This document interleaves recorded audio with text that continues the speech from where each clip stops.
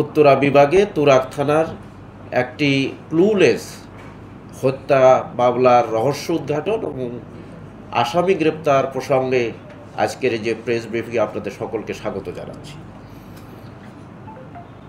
গত 17 জানুয়ারি 2025 খ্রিস্টাব্দ তারিখে জনৈক আনোয়ার হোসেন শিকদার এর মিসিংকে কেন্দ্র করে 18 জানুয়ারি 2025 খ্রিস্টাব্দ তুরাগ থানায় একটি মিসিং জিডি হয়।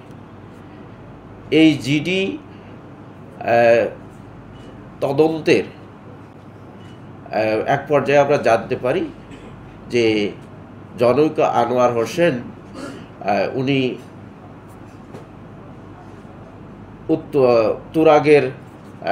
তুরাগের মেট্রো গোল চত্বর সংলগ্ন যে ডেস্কো অফিস রয়েছে, সেই ডেস্কো অফিসের পূর্ব পাশে রায়দা বাসের যে ডিপো, সেখানে তিনি হত্যা হয়েছে এবং তার এই হত্যাকাণ্ডে জড়িত ছিল সেখানকারই যে রায়দা বাসের ড্রাইভার, হেল্পার এবং ওখানকার যারা নাইট গার্ড ছিল।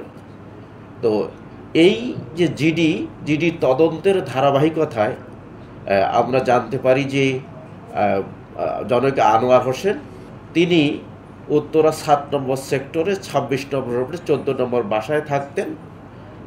তিনি তার বাড়ি হচ্ছে ওই বরিশাল সদরে।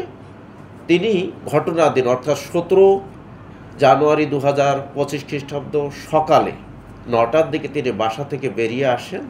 বাসা থেকে বেরিয়ে তিনি এই যে বাস ডিপো, রায়দা বাসের বাস ডিপো, তিনি এই বাসটি অপারেশন করতেন। তিনি এই কিছু বাসের তিনি মালিকও ছিলেন এবং ডিপোটা তিনি পরিচালনা করতেন। তো তিনি চলে আসেন সেখানে 11টার দিকে, সকাল 11টার দিকে তার এই হত্যাকাণ্ডের এই ঘটনাটি ঘটে।